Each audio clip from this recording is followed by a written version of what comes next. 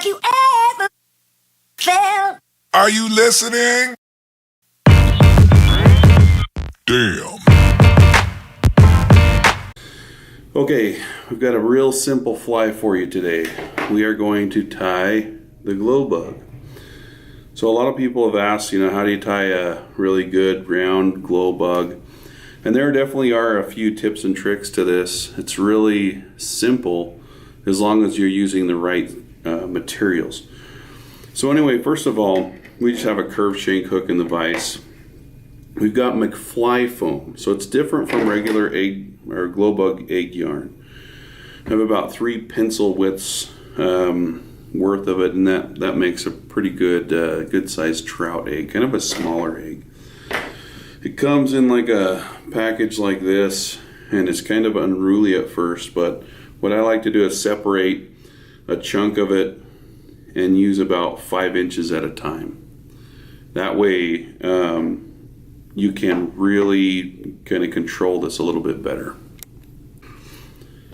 So what I'm going to do is I'm going to dress my hook with thread just a little bit, and that's another thing is I'm using Vivus GSP in 100 denier, and I'll just start wrapping up by the eye, and I'm only going to dress the hook about this far. So once I have the hook dressed, you make sure you have a really good tie down point. GSP can be kind of slippery. Then what I'm going to do is just take my hunk of McFly foam,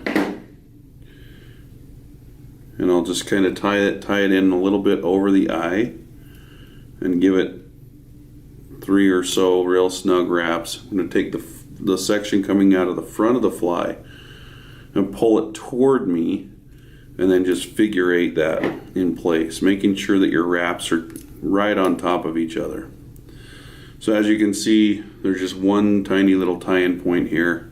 Then I'm going to pull both of those up and kind of throw my bobbin around the base of these, and I'm tying in kind of a parachute post at this point. That's the same technique, just with 3 wraps. Okay, that's all we're going to wrap on this one. It's all the tying we're going to do. So I'm just going to trim that thread off. And as you can see, it's pretty unruly. I got stuff going all over, but my tie-in point's fairly small here. So what I'm going to do now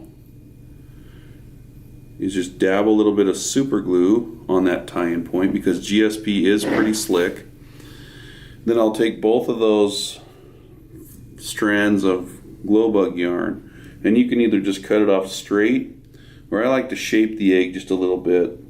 So I'll come in here with my scissors. You got to have really sharp scissors. These loon scissors really do the trick because they've got one serrated blade, one non-serrated blade. There's the serrated blade, there's the non-serrated blade. But anyway, I'm just going to kind of come up like this, going up, and then I'm going to angle back down, and then kind of form the rest of the circle with my fingers. So there you've got it, a very well proportionate little egg pattern. There's really nothing to it. This is my favorite color to fish. This is called McCheese. A couple other good ones are the fluorescent peach, apricot, early girl, steelhead orange, all that kind of stuff. Okay, so now that you've seen the old glow bug, I'm going to show you a pattern that was kind of showed to me. It's probably one of the most effective egg patterns that I've fished, but a guy that I know, a lot of you guys probably know him too, his name's Mickey Anderson, works at Fish Tech in Salt Lake, but he showed me this. This is kind of a concept of a pattern he told me about called the good egg. But anyway, it uses tungsten bead and a little bit of UV properties to create a nucleus. So I'm not sure if he's still tying it this way, but this is kind of how I remember it, and this is how I fish it. But anyway, I've got just a straight shanked hook in the vise, specifically for eggs.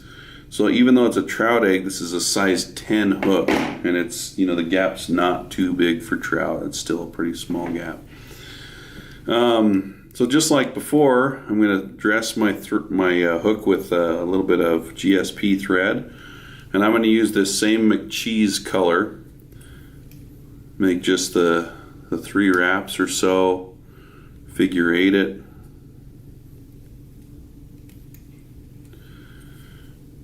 And I think what Mick does is he takes a little bit of ice dub and he lays it on top of this to make a little nucleus. But I was tying some the other day and I started doing it a different way. It looked pretty cool. So before I do that, I'm just going to put some wraps at the base of this, and then I'll get ready to tie in my ice dub. So this is just UV hot orange ice dub. And I'm going to take just some fibers out of it and tie those in right here behind the bead. Don't dub them in, just tie them in kind of like they're longer fibers.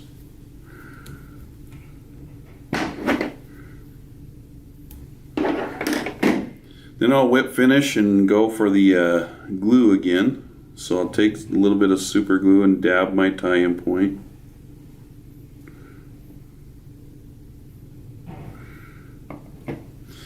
And once I have that in place, then I'm just going to pull everything up, ice dub included, and do that same rotating cutting motion. Doesn't look very good right now. So then I'm just going to distribute those fibers around the hook. And there we've got a little egg pattern. You can see there's a little gap on the bottom side of it. That's not going to matter to the fish. It closes up quite nicely. And then if there are any little stragglers of ice dub, I'll come in and trim those out.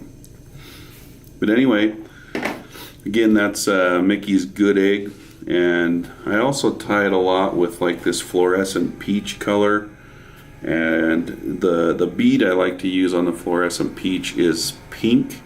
And I like to use cinnamon ice dub, and the recipes will all be posted on our blog. So anyway, stop being frustrated with eggs, tie them, fish them. Don't rape the reds. Fish them for the fish that are eating eggs behind the reds and stuff. So anyway, this public service announcement was brought to you by Loon Scissors and Fly Fish Food.